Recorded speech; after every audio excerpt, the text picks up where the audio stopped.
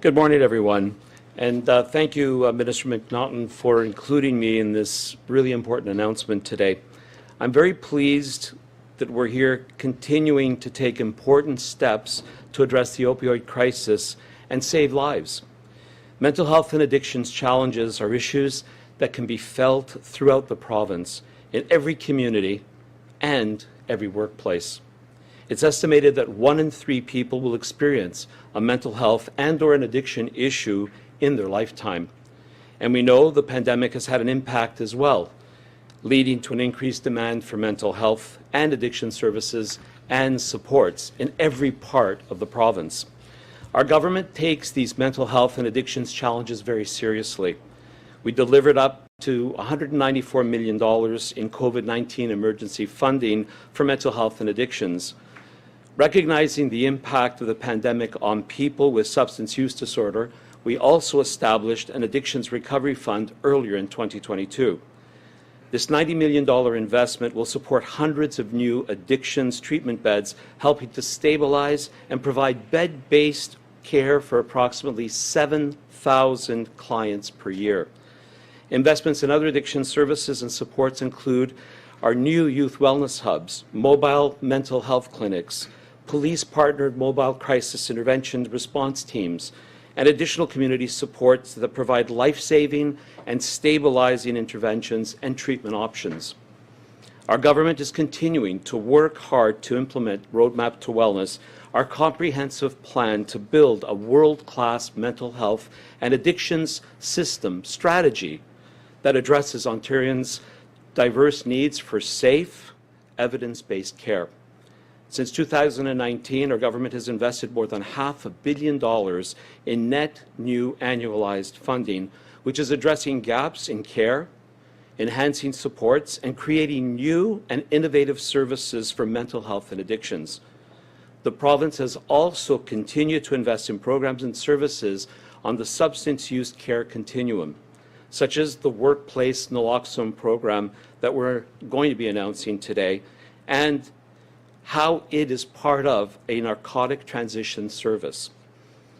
Addictions and mental health is clearly one of the most pressing health issues of our time. People living with addiction or mental health challenges have often been stigmatized, but it's encouraging that we continue to see important progress in this regard. In Ontario, we have come a long way over the last few years in bringing a strong foundation to create a connected mental health and addictions continuum. And we're making significant investments to ensure that Ontarians have reliable access to high-quality mental health and addictions treatment and a recovery-oriented system of care. At this time, I'd like to turn over the podium to a good friend and my colleague, Minister Monte McNaughton. Thank you. Thanks, Michael. Well, good morning, everyone. It's great to be here alongside my incredible colleagues, Minister Michael Tibollo, Minister of Mental Health and Addictions, as well as my parliamentary assistants, David Smith, as well as Deepak Anand. Thank you for joining us today. All of these people have been so crucial to what we're about to announce here today. I also want to acknowledge the gentleman behind me, Paul Rosen. For those of you who don't know, Paul is an absolute legend in the Canadian athletic community and an absolute champion for some of our most vulnerable people in society. I can't wait for all of you to hear his story today. Finally, it's a pleasure to be here at the Wheat Sheaf Tavern, Toronto's oldest bar that opened in 1849, and I want to thank Hanif and his team for having us here today and for hosting us. Employers like this, who put the health and safety of their patrons and staff above all else, are the standard that all of us should follow.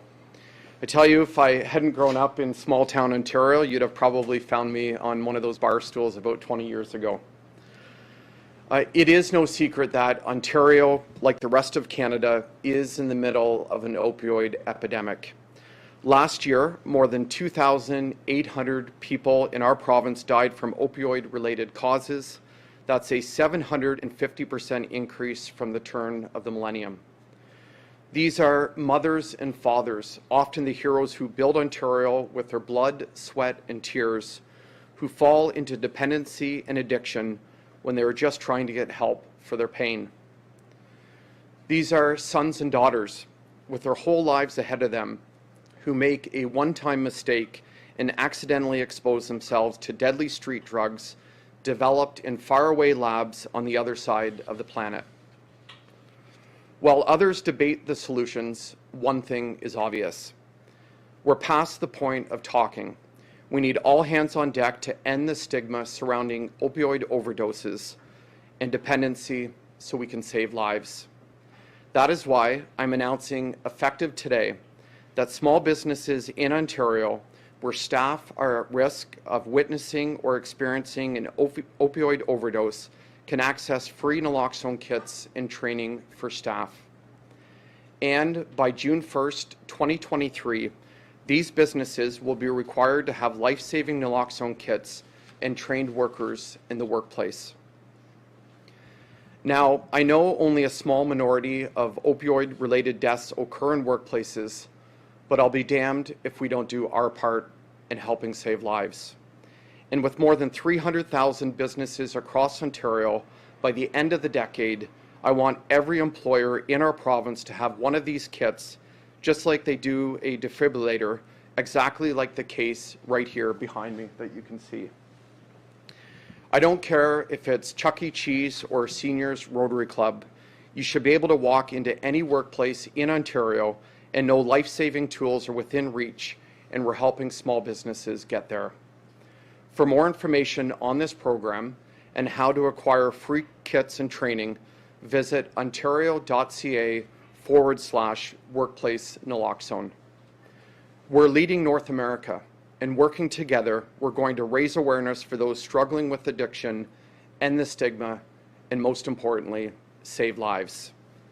It's now my pleasure to turn it over to Paul Rosen to share his story and just to tell about his incredible advocacy to save lives in Ontario and across Canada. So Paul, over to you. Thank you. Good morning, everyone. Thank you, Minister McNaughton and Minister Tibollo. It's an honor for me and everybody in the government to be able to stand in front of you. First of all, I haven't been in this establishment since probably the 80s, and it still looks great, so I'll tell you that much. For me, this is very, very important because as a former amateur athlete in this country and a recovering drug addict, and a lot of people will look at me and see, oh, Paul, you look so good. You've got your Olympic ring on, and how could you be addicted to drugs? Well, in 1975, as a hockey player growing up in Thornhill, all I wanted to do was become a professional hockey player, like a lot of little boys and girls in Ontario and in Canada do. And I broke my leg severely, and I started my addiction journey on painkillers. And my addiction journey on painkillers took me from 15 years old to 61 years old a year ago.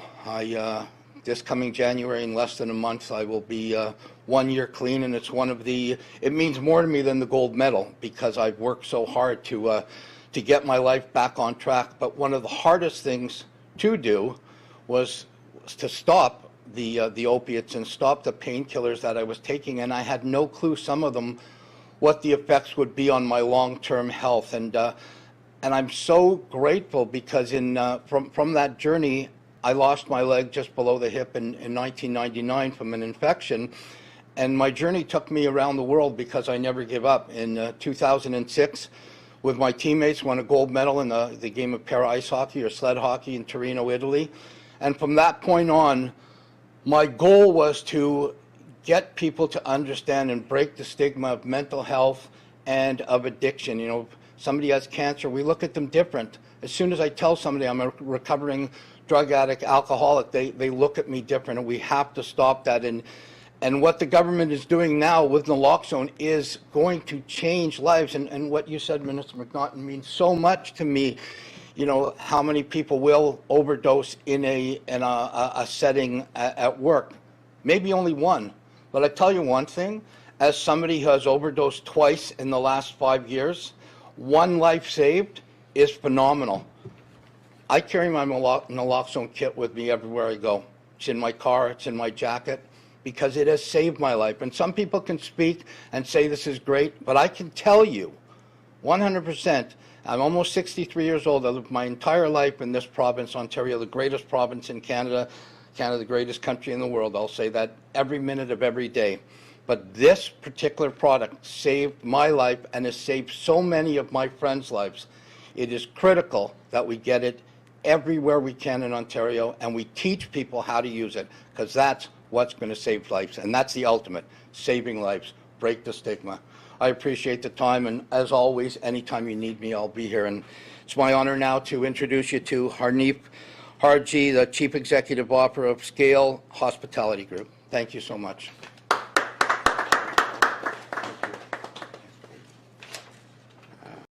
Thank you, Paul. Good morning, everyone. I'll be brief. Firstly, I want to thank Minister McNaughton. Your tireless effort and dedication in support of the hospitality industry as we recover from the pandemic has been priceless. So thank you so much for that. The training, the skills development, the health and safety initiatives have been a godsend to the hospitality sector. We at Scale Hospitality are extremely proud to be hosting this announcement here at the Wheat Chief Tavern. Equally exciting to us is to be an early adopter for this initiative. We really believe that naloxone will save lives. Obviously, we never want to have to use it, but having it available and accessible to our staff, to our guests, I think will be a very reassuring thing. So again, I wanted to thank Minister McNaughton, Minister Tibollo, Paul, for your incredible story. We're just extremely proud to be deploying this in all of our restaurants here in Ontario. So thank you very much. I'll put the mic back to you, Mr. McNaughton. Thank you so much. Great. Thank you so much, and thank you for everything you're doing. One thing I do want to mention, Scale Hospitality, the establishment that we're in today, they're doing incredible work, not just on the health and safety front, but also in recruiting. I know they've got a training program in place now where they're recruiting 2,500 people to work in their establishments across Toronto. Many of these people, they're giving a second chance to. They've actually had prior criminal involvement in the justice system, and they're giving people a second chance, which I think is incredible. It's one of the missions that we're on as a government, to lift more people up. So thank you for everything you're doing. You've got a great team here. With that, we're happy to take questions. So any questions at the mic, and there'll be a chance for one-on-ones after as well. Hi, Minister McNaughton. Oh, this is actually low for me, which never happens. Good morning. The free kits that are available, are, just to be clear, they're for the at-risk workplaces as well. I know you talked about those when you made the announcement initially. Can you kind of go through those again and why those places are particularly at risk? Well, certainly. I mean, the mission here, the goal is to get more kits into more hands, because we know that's what's going to save lives, and that's what this is about. It's about reducing the stigma and saving lives. We want workplaces across the province by the end of the decade to have a naloxone kit on site and have staff trained to use naloxone kits. So we're coming forward with a requirement for businesses by June 1st of 2023 to have staff trained and naloxone kits on site for at-risk workplaces. So if staff, come forward and talk about having an addictions issue, if there are needles found in certain establishments, that would be a requirement of having a naloxone kit on site. But I encourage businesses and employers out there to visit our website, ontario.ca/workplace naloxone, to find out the details and to work with us. We also have a toll-free number set up for businesses. If they need assistance, they can call 877-202-0008 and we'll help them. I think you've been hoping to have the mandatory element of this in place for this past summer. What's the reason for the delay? Well, we introduced Working for Workers legislation earlier this year, and it passed. And we've been working throughout this year since the legislation passed to have this requirement brought forward. And I'm proud to say that we're here today requiring businesses as of June 1st, 2023 to have naloxone kits on site and to have staff trained, and we're doing this free of charge.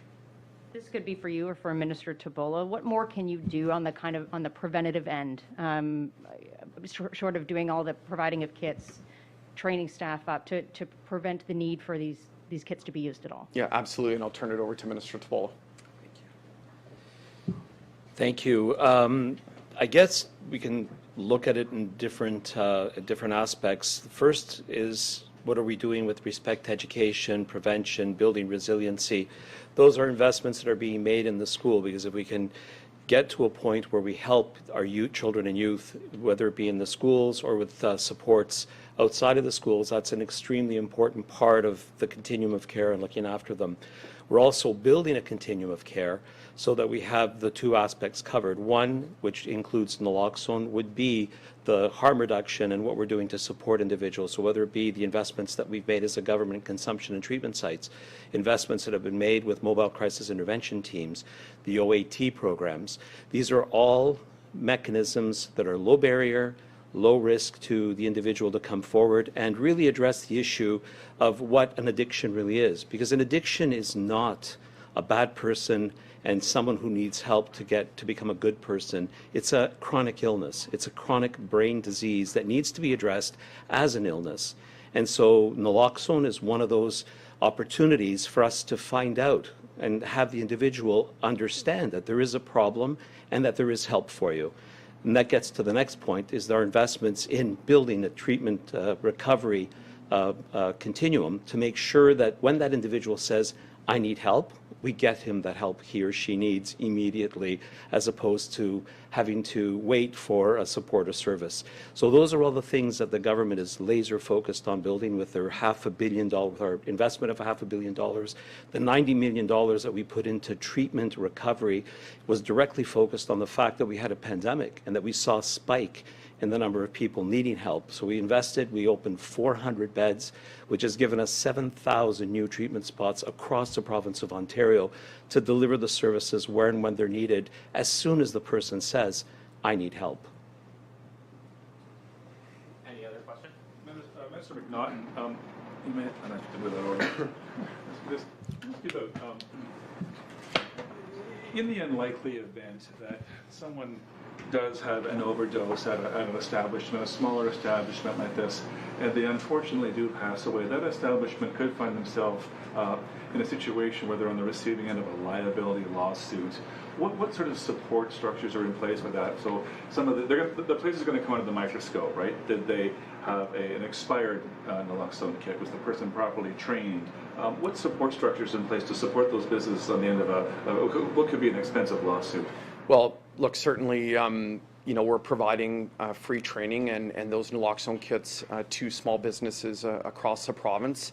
But workers and establishments are protected under the Good Samaritan Act as well as the Human Rights Code. So we'll make sure that they're protected for doing the right thing and trying to save lives. And ultimately, this initiative is going to save lives. So when you say protection, what protections are actually in place for those of us who don't know? What sort of protections will there be?